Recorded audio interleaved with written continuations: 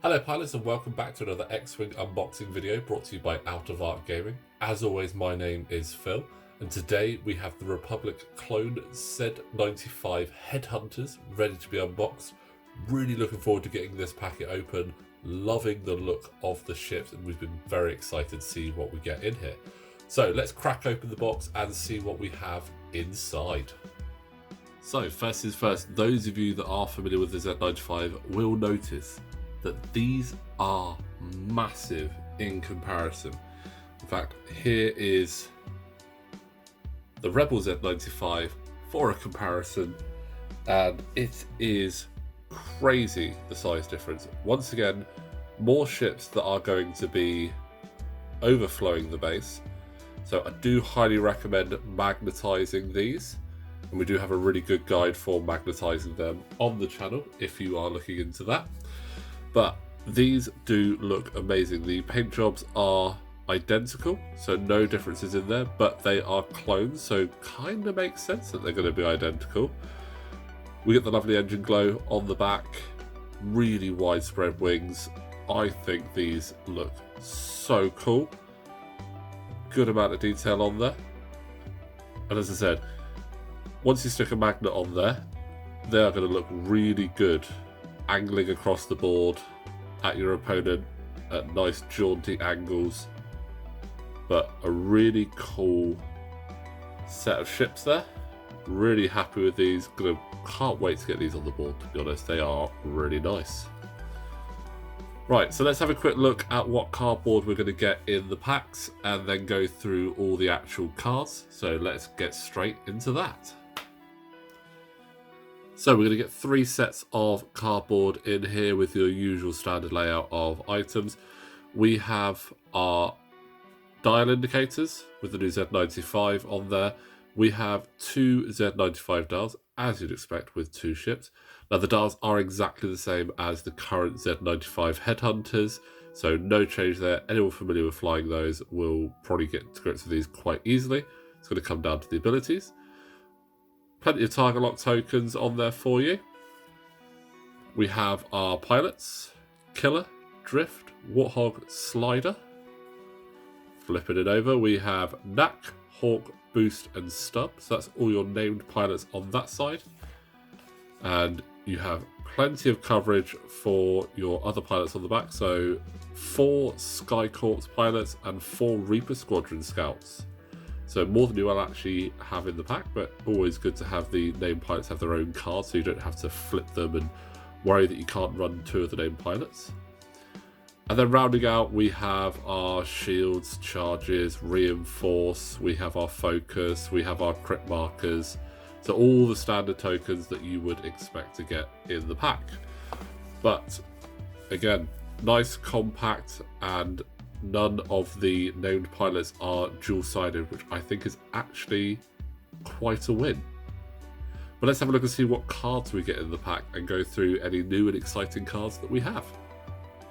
So first up with the pack of pilots, we have Warthog making his return in the Z-95 with after you or a friendly non-limited ship at range 0 to 2 are destroyed during the engagement phase, that ship is not removed until the end of the phase. Standard ability there for Warthog, carried over from the LA-80. Be interesting to see how often that comes up with 2.5. The non-limited ships aren't being used as often, but a nice solid ability. We do have a ship ability as well, Versatile Frame. You can equip 1 torpedo or missile upgrade. While your revealed maneuver is blue, add the white boost to your action bar. That is going to be great. How many times do Z-95 players just wish that they had a boost? I know for myself, having recently flown Blount, that the amount of times I was like, I'd love to boost right now, but you don't have it. But there you get the option of a boost, so I like that. Warthog is an I3. Standard Z-95 stat line, 2 attack, 2 defense, 2 hull, 2 shields, focus, target lock, and the red barrel roll. Perfect if you've got a talent stick expert handling on there. Let's have a look and see who else we have in the pack. So we have the I-4 Hawk. At the start of the end phase, each friendly ship at range 0 to 1 that has revealed a maneuver of speed 3 to 5 may gain 1 strain token to perform a barrel roll or boost action. Exactly the same as Hawk's current ability. Next we have the I-2 Killer. While you perform an attack, if the defender has 2 or fewer hull remaining, you may roll 1 additional attack die. If you do, gain 1 deplete token after rolling attack dice. I like this ability, it works really well with being an I2 as you may have already softened up your opponent, so ideal there to get that final shot in, so that's quite an interesting ability. We have the I3 Boost. At the start of the engagement phase, if there is a friendly ship at range 0 to 1 whose revealed maneuver is blue, you may perform a boost action. So it works alongside that versatile frame, you don't necessarily have to do the blue action yourself. So I do really like that ability. We have the I5 Knack.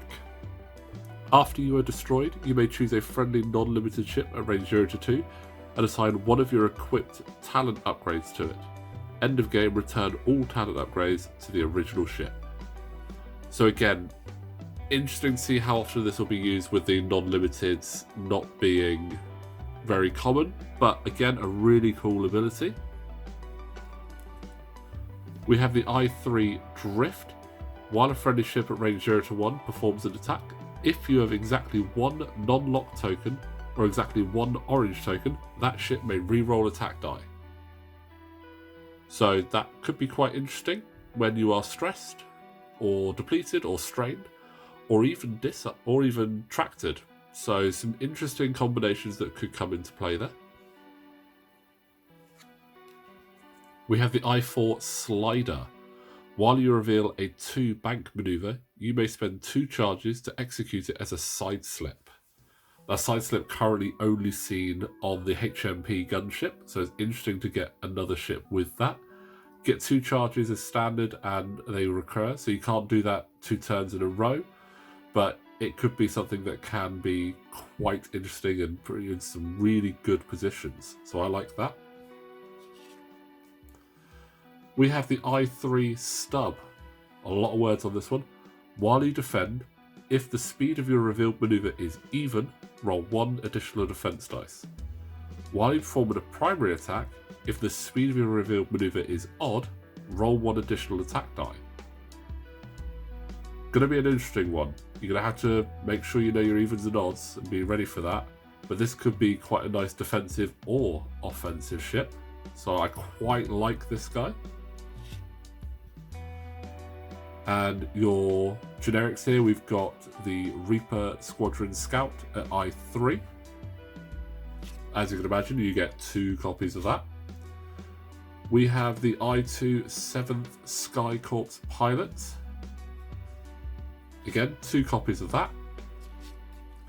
And finishing off, we have the quick build cards.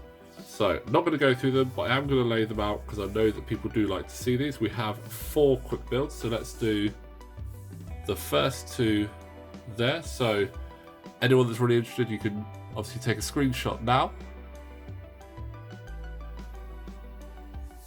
And then the other 2 quick builds there as well for you.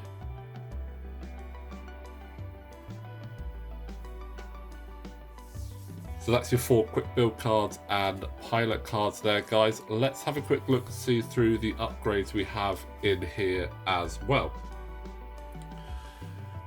So, we have your advanced proton torpedoes. We're all very familiar with those. We've seen them before. We get 2 copies of that. We have the angled deflectors. Again, that gives you the reinforce, which is why you get the reinforce token in there. 2 copies of that. We have enduring, seen with the Mando release. So for those of you not familiar, talent upgrade. While you defend, if you are not in the attacker's bullseye, crit results are neutralized before hit results. After you suffer a critical damage, you may perform a calculate or focus action on your action bar, even while stressed, treating that action as red. So quite an interesting card there. Can be quite handy to nullify those crits first. And you get 2 copies of those. So anyone that's not got enough of those, there's a great place to get them. Fire control system, absolute favourite. Homing torpedoes, these are the new ones. So attack target lock. Spend 1 charge. After you declare the defender may choose to suffer 1 critical damage. If it does, skip the attack and defense dice steps, and the attack is treated as hitting. Stumbled over that a bit. So 4 red dice, range 1 to 2, 2 charges on that. Nice little art on there with the rogue class. And you get 2 copies of those as well. We also get some ion torpedoes. Mag pulse warheads. 2 copies of that. The Marg Sable closure. Kind of enjoy saying that, to be honest. It's just an odd one. We get a copy of Squad Leader. And we have your classic XX23 S-Thread tracers.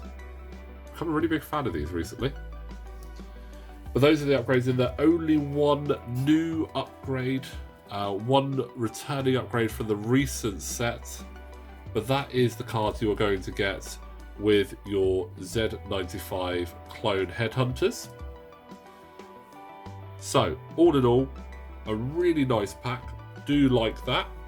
You don't get a lot of new stuff in there, but you do get 2 absolutely massive Z-95 Headhunters, just giving you a little bit more flexibility within your Republic faction and adding a little bit more extra that you can use there.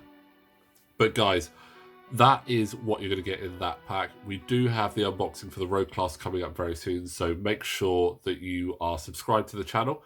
But thanks for watching. Click like on the video, and we will see you next time.